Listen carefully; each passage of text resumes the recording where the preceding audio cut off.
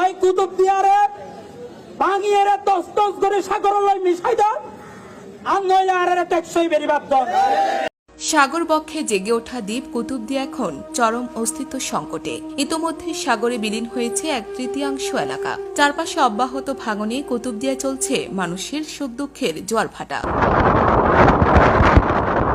বিশেষ করে ঘূর্ণিঝড় রেমালের পর এখনও বেড়িবাঁধ সংস্কার না করলে কুতুবদিয়ার ঘর বাড়ি, ফসল মাঠ অচিরেই সাগরে বিলীন হয়ে যাবে।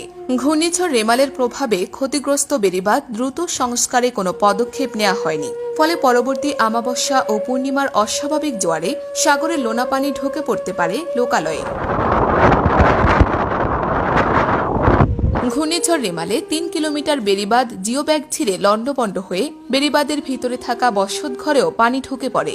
আলী আকবর ডেল তেলিপাড়া, কাইছারপাড়া, পণ্ডিতপাড়া, কিরণপাড়া, কাজীপাড়া বায়ুবিদ্যুৎ এলাকা, হকদারপাড়া, উত্তর ধুরুং কাইছারপাড়া, দক্ষিণ ধুরুং বাতিঘরপাড়া, কোয়ারবিল বিন্দাপাড়ার পশ্চিমে ও ঘিলাছড়ির উত্তর পাশে বেড়িবাঁধ ক্ষতিগ্রস্ত হয়। স্থানীয় পানি উন্নয়ন বোর্ড ক্ষতিগ্রস্ত বাঁধের তথ্য নিয়েই দায় সেরেছে।